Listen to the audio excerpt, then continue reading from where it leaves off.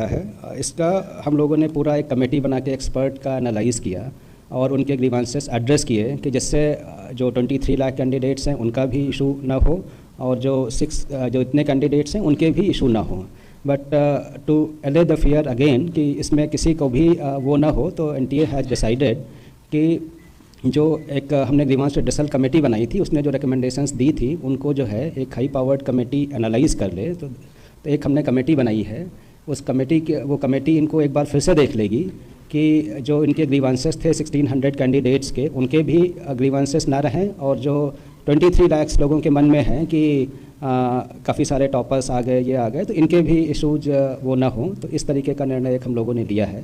Thank you sir. मैं अनिरुद्ध हूँ दैनिक भास्कर से। सर सर मैं दैनिक भास्कर से अनिरुद्ध हूँ। सर ये जिस तरह का एग्ज़ाम है नीट का, ये एक तरह का सिस्टम ऑफ एलिमिनेशन का है, तो क्या इसमें ग्रेस सिस्टम लागू करना ठीक था? नंबर 1। नंबर 2 कि ये जो क्वेश्चन के गलत विकल्प के चुने जाने या वो सही 2 विकल्प होने के चलते कितने बच्चों को एग्जैक्ट नंबर दिए गए वो, और दूसरा कि जो टाइम लैप्स की वजह से जो आपने ग्रेस मार्क्स दिए हैं वो कितने ग्रेस मार्क्स हैं और वो कितने बच्चों को एक्चुअली में मिले हैं जिससे कि 6 तो टॉपर में पहुंच गए? देखो, मैं फिर से आपको बताऊं कि जो ये एक NTA का और जितनी भी एग्जामिनेशन कंडक्शन बॉडी हैं सभी जो है, हम तो आंसर की चैलेंज करते हैं तो बच्चों से पता चलता है कि उनका फीडबैक और वो डिटेल में देते हैं कि ये विकल्प के बजाय ये विकल्प भी हो सकता है या ये होना चाहिए। और बाकी भी जो कुछ ऑर्गेनाइजेशन करते हैं तो उसके बेसिस पे ये हर साल एक सेट प्रक्रिया है। हम JEE में भी करते हैं, पिछले साल नीट में भी किए थे, और इस साल सबसे कम जो है केवल एक क्वेश्चन चैलेंज हुआ, मतलब एक क्वेश्चन अफेक्ट हुआ। तो ये मतलब जो सिस्टम है, क्योंकि इतने सारे क्वेश्चंस बनते हैं, बुक्स अलग रहती हैं, तो एक क्वेश्चन केवल चैलेंज हुआ, which is the least in the history of like NEET examination in past few years. तो एक तो ये हो गया। दूसरा जो इनका जो बच्चों का जो 1563 बच्चों का हमने वो किया, तो इनके जो मार्क्स रिवाइज होके भी कई बच्चों के मार्क्स जैसे नेगेटिव में थे तो नेगेटिव से नेगेटिव में ही रहे, -20 रहे, और कुछ बच्चों के मतलब टॉपर साइड में आ गए। और इनका जो 1563 का है उसमें से 790 बच्चे क्वालिफाई किए। 790 बच्चे मतलब उनका जो परसेंटेज है 50.54% है। जबकि जो टोटल जो 23,33,000 बच्चे अपीयर हुए थे उसमें से 13,16,000 बच्चे क्वालिफाई किए, उनका परसेंटेज 56% है। तो कहने का मतलब जो जिनको कंपनसेशन किया गया है उससे ओवरऑल क्वालिफाइंग क्राइटेरिया में या किसी में फ़र्क नहीं पड़ा। और जो इनका एवरेज भी है, जो बिफोर कंपनसेशन 164 नंबर का था और आफ्टर कंपनसेशन 192 नंबर का था, और जो टोटल 23 लाख लोग हैं उनका जो एवरेज मार्क्स है वो 217 है।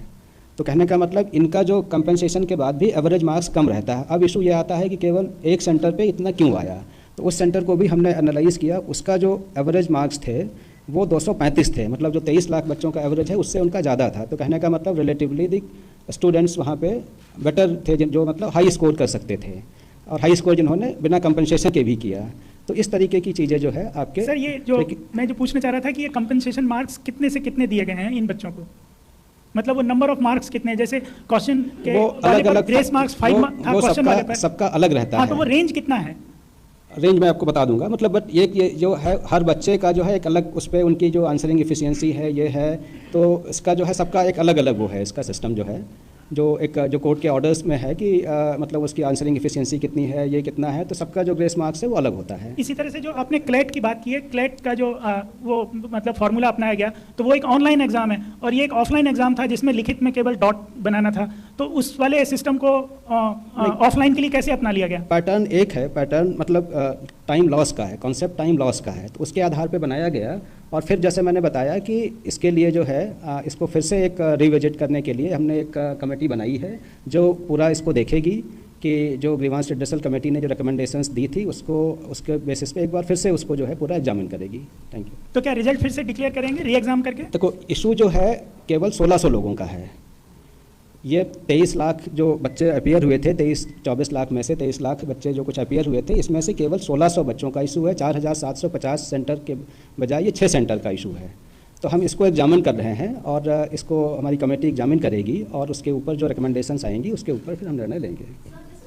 Just a minute, one by one please.